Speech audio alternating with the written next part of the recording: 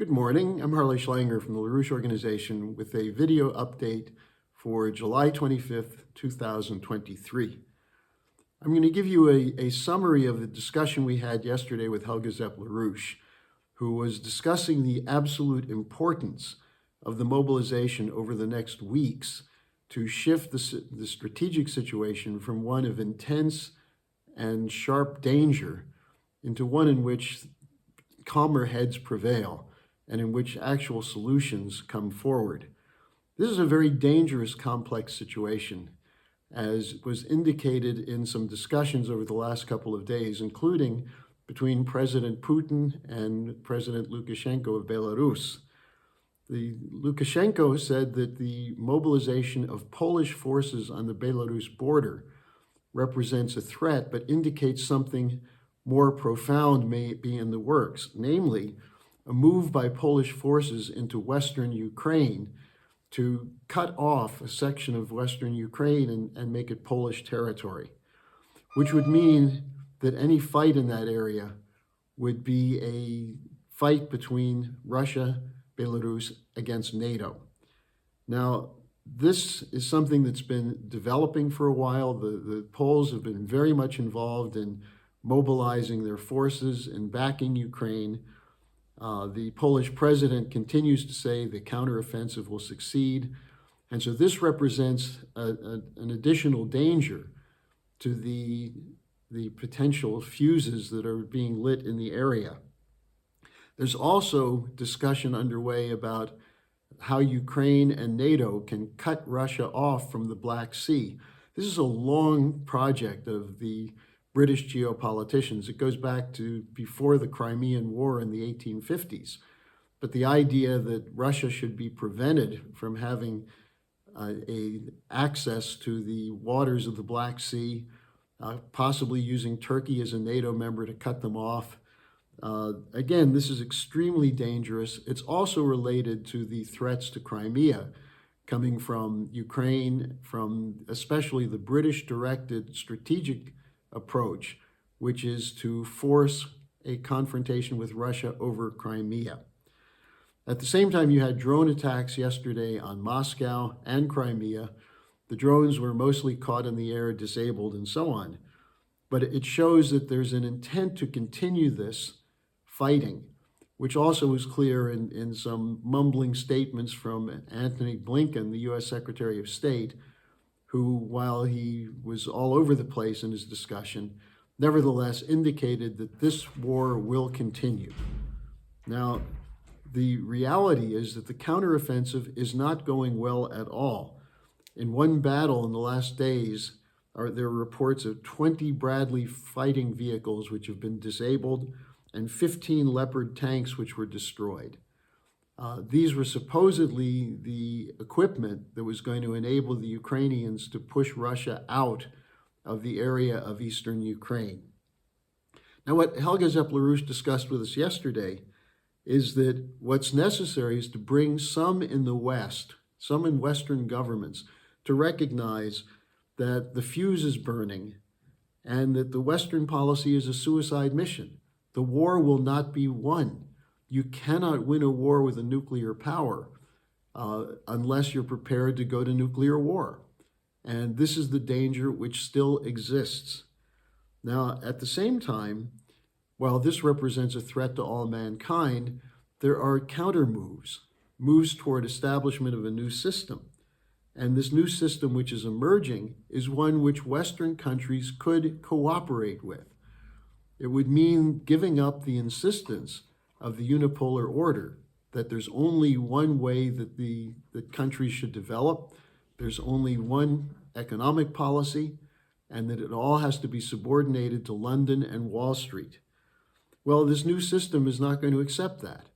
And we see it emerging as leaders of the global South are rejecting the anti-growth green policies, the hyperinflation policy, the cutoff of credit policy of the International Monetary Fund, and so on. The West has to give up its insistence that the rules that benefit only Western billionaires are the only acceptable rules for all nations. That arrogance has to be rejected, and in return, a move toward a just cooperative economic system. There are many moves in this direction. We see now in St. Petersburg a Russia-Africa summit underway.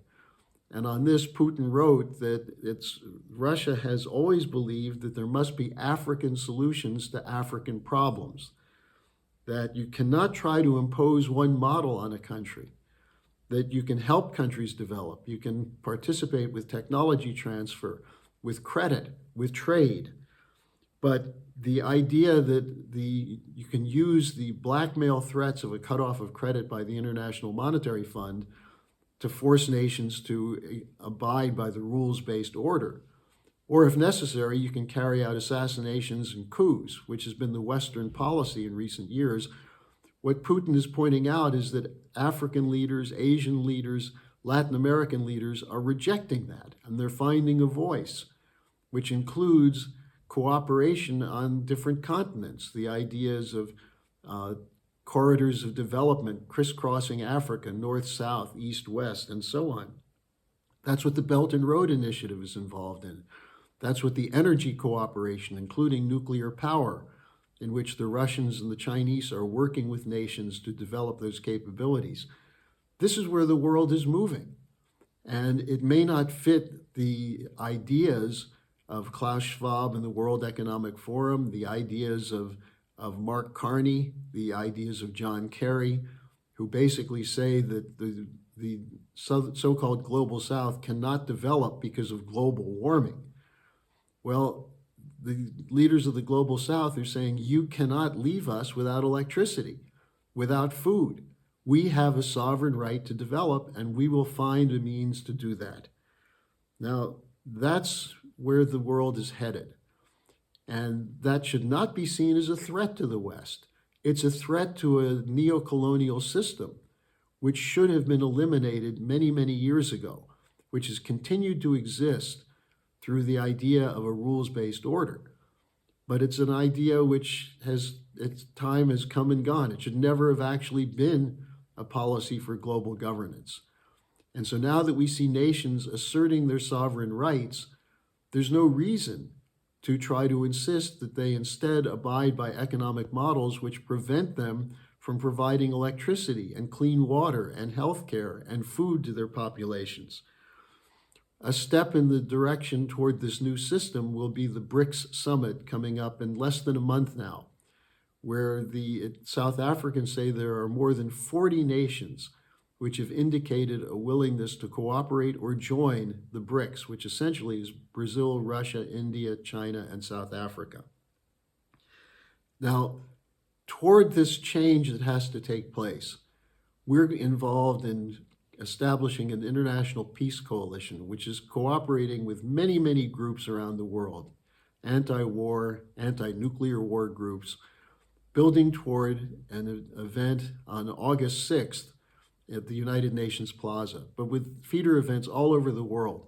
And the message is no to nuclear war, no to continued warfare.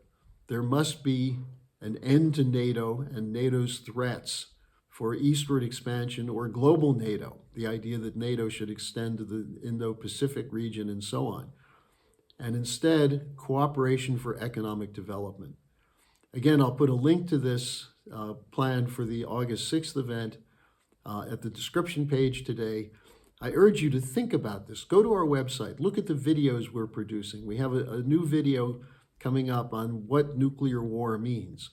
A younger generation has not been indoctrinated to understand what nuclear war is and the fact that it's something which is a real possibility. But hopefully people can come to their senses and realize that it's up to us, the people, to change the policies of our governments. That's what republics are about. And I urge people to then study this, think about it, and join with us toward the August 6th demonstrations.